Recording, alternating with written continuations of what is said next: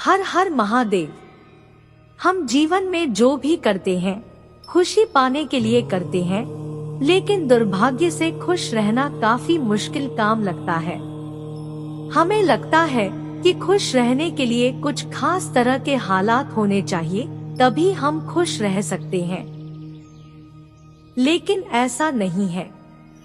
सद्गुरु बता रहे हैं कुछ आसान से नुस्खे जिन्हें अपना कर हर हाल में हम खुश रह सकते हैं। जब आप बुनियादी रूप से खुश होते हैं, जब आपको खुश रहने के लिए कुछ करना नहीं पड़ता, तो आपके जीवन के हर आयाम में बदलाव आ जाएगा। आपके अनुभवों में और खुद को व्यक्त करने के तरीकों में बदलाव आ जाएगा। आपको पूरी दुनिया बदली हुई लगेगी।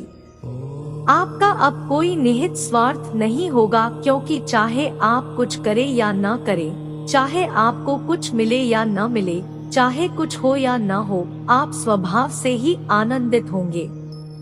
जब आप अपने स्वभाव से ही खुश होते हैं, तो आप जो भी करेंगे वह बिल्कुल अलग स्तर पर होगा। किसी इंसान की पहली और सबसे महत्वपूर्ण जिम्मेदारी एक खुशमिजाज प्राणी होने की है। खुश रहना जीवन का चरम पहलू नहीं है, यह जीवन का बुनियादी पहलू है। अगर आप खुश नहीं हैं, तो आप अपने जीवन में क्या कर सकते हैं? एक बार आप खुश हो, तभी दूसरी महान संभावनाएं खुलती है।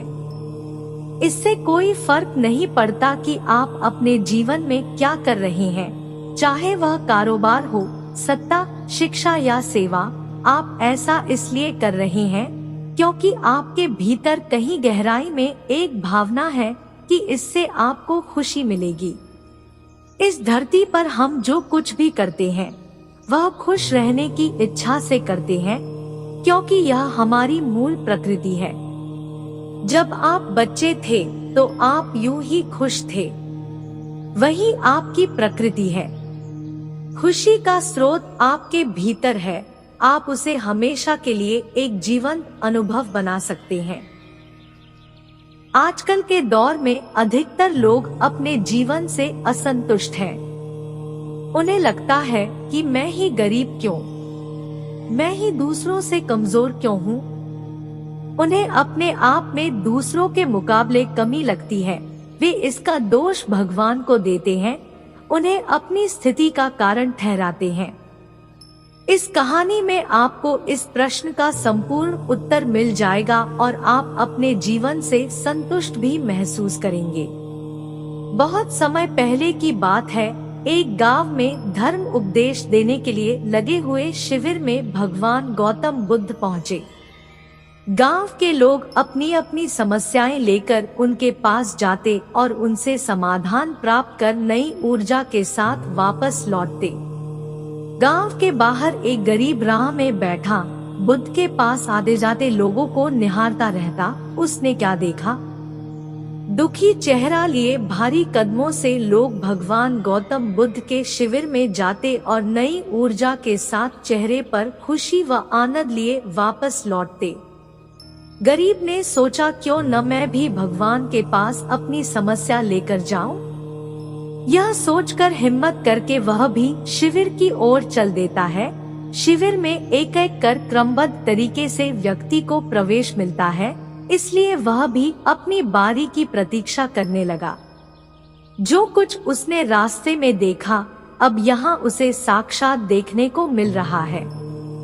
लोग एक एक कर अपनी समस्याएं बता रहे थे। भगवान गौतम बुद्ध चुपचाप शांति से सबकी समस्या सुनते और जवाब देते। उसकी भी बारी आई। उसने भगवान गौतम बुद्ध को प्रणाम किया और बोला, भगवान मैं ही गरीब क्यों? भगवान गौतम बुद्ध मुस्कुराए और बोले, तुमने कभी किसी को दिया ही नहीं, इसलिए गरीब हो। इस पर वह आश्चर्य से वह भगवान गौतम बुद्ध का मुंह ताकने लगा और बोला, भगवान मेरे पास कुछ देने के लिए है ही नहीं, बड़ी मुश्किल से गुजारा हो पाता है और कभी कभी तो भूखे ही सोना पड़ता है, इतना गरीब हूँ।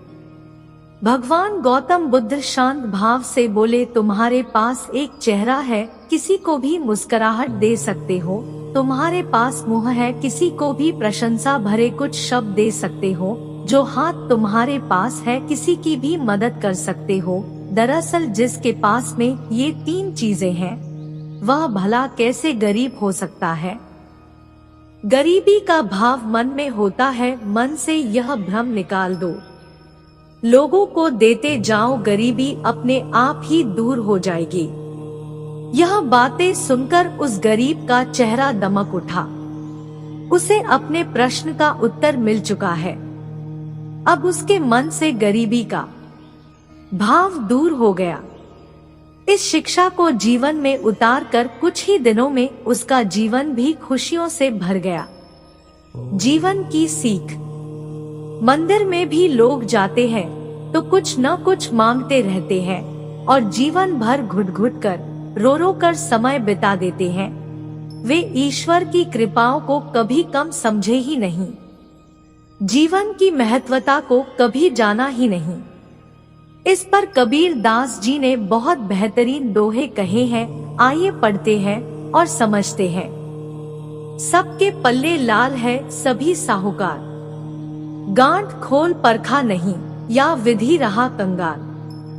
यानी सभी के पास ज्ञान है जो कि ईश्वर की अनमोल देन है, जिसे हम कभी जानने समझने की कोशिश ही नहीं की, इसलिए हम सुख का आनंद नहीं ले पाते। मित्रों, मनुष्य जीवन एक अनमोल अवसर है और विधाता की असीम कृपा का तोहफा है। हमारा सर्वप्रथम यह कर्तव्य होता है कि हम उस परम परमेश्वर की इनायतों को समझें, ईश्वर की कृपा को जानने की कोशिश करें। और इसका सबसे आसान तरीका है खुद को समझना। हमारा अस्तित्व क्या है, हमारा लक्ष्य क्या है, हमारे क्या कर्म, अच्छे कार्य है, आदि आदि। उपरोक्त सभी बातों को पढ़कर आज हम यह पूर्णतः समझ चुके हैं कि हमारे पास ईश्वर की दी हुई वो अनमोल तोहफे हैं, जिनसे आज मानव नई नई उपलब्धियों को पा रहा है, असीम ऊंचाइयों को छू रहा है। बस जरूरत है तो सही मार्गदर्शन की, जो कि आज से मैं इन बातों को अपने जीवन में उतारने की कोशिश कर दी है। आपको बस यह करना है, हर रोज अपनी एक कमी को दूर करो, चाहे वह आपका गुस्सा हो या फिर नकारात्मक सोच। जब भी कुछ सोचो तो अच्छा सोचो। अगर कुछ करना का सोचा है तो तब तक उसके पीछे लगे रहो जब तक कि वह काम हो नहीं जाता। जिसे हार्ड वर्क करना आता है, उसके लिए दुनिया में नामुमकिन जैसे कोई शब्द नहीं है। बहुत बड़े बदलाव के लिए बहुत हार्ड वर्क करनी पड़ती है। हर छोटी जीत के पीछे एक बड़ी विश्वास छिपी होती है। तू भी वही कर जो घड़ी करती है। चलते रहा, आज नहीं तो कल सफलता जरूर तेरे कदम चूमेगी। वक्त दो थोड़ा, वक्त तुम्हारे हिसाब से बदलेगा। सफलता को गुलाम बनाने के लिए मेहनत का गुलाम बनना पड़ता है। हर सफलता के पीछे बहुत सारी असफलता छिपी होती है। इसलिए कभी भी असफलता से निराश ना हो। अपने अंदर की कमी बस आप ही दूर कर सकते हैं। और जिस दिन ये कमी दूर होगी, आपको सफल होने से कोई नहीं रोक सकता। बड़ा नाम और सुकून दोनों एक साथ नहीं मिलते इस दुनिया में। हालत कैसी भी हो, जो उससे लड़ता है वही मंजिल पर पहुंचता है। जो हर दिन कुछ न कुछ सीखता हूँ, वो हमेशा जीतता है। अगर जीतना है तो अपनी कमजोरियों को पहचानो और उस पर काम करो। वो कहते हैं ना, आगाज तो कर, अंजाम तेरी मेहनत खुद लिखेगी।